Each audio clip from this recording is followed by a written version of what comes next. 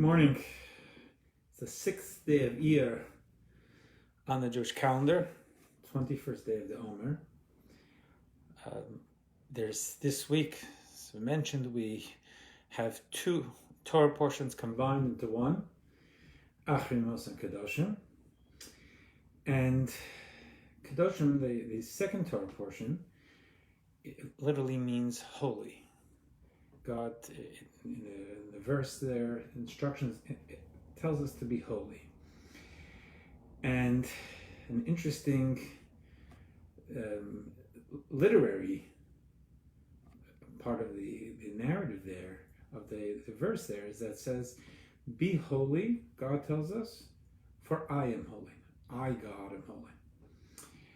So the Medrash states on that interesting phraseology, and Rashi, the primary commentary in the Torah, quotes for us that is so God is saying that you humans may think that your holiness approaches mine, and this is to tell you that you should be holy, but I have a holiness, God says, that's beyond yours. And commentaries ask, what could we possibly be thinking? Why would we on a human level even think that we can approach God's holiness? And one way of looking at this kind of relates to something else we mentioned this week, which is that we have a relationship with God which is incorruptible. In the first Torah portion, the first part of this week's portion, there's a verse that I mentioned, which God says, I'm God who dwells with them, with us, in the midst of our impurity. So just as the analogy could be to a parent who always feels a relationship with a child, even when there's a distance, even when there's friction, or God forbid, there's estrangement. I believe no parent really ever gives up on a child. There's always a connection. God never gives up on us. There's always a relationship. And that is our core. And that's a core. Holiness means that there's space for God. There's a connection with God. And that core relationship is a core holiness which is incorruptible. But working from that, we might think that we're incorruptible, that we're bulletproof when it comes to holiness. And that's not the truth. Our core is incorruptible, but we're not just core. We have many layers of personality.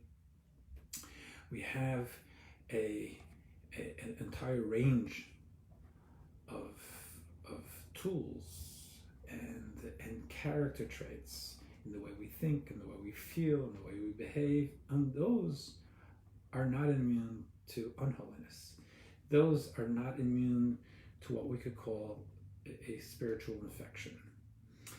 And therefore, there's something, especially in this day, we call to mind is that while at our core, our essence is always good, our connectedness with God is always good, our core soul, our core identity is always good, we really have to be careful about the more functional parts of our personality.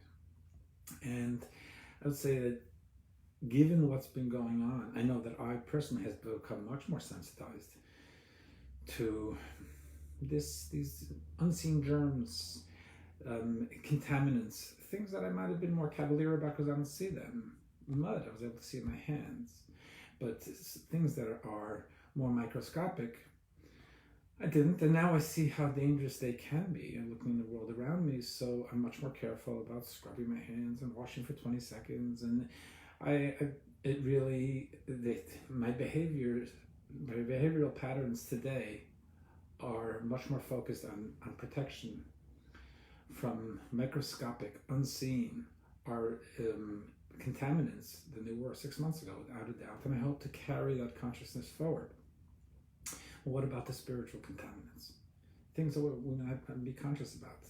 The things we're watching on the internet, the interactions we have, and that can mean as far as whether they're compassionate, whether they're fair, whether they're not, whether they're sensitive or whether they're not, whether they're moral, whether we would be proud of that if they were public, because God is watching us, or whether we're not. So something for us to think about in this time with a very heightened sense of vigilance for anything, that any contaminant, any germ coming into our system biologically. We have to think about that also, about our own holiness. Say, how careful are we being about maintaining the sanctity and the integrity of our spiritual system? God give us a great day, a day of good news, a day when we stay safe from biological viruses and germs, and we stay safe and we strengthen ourselves with our own spirituality, our own holiness, staying safe from the many non-holiness germs that are out there in the atmosphere.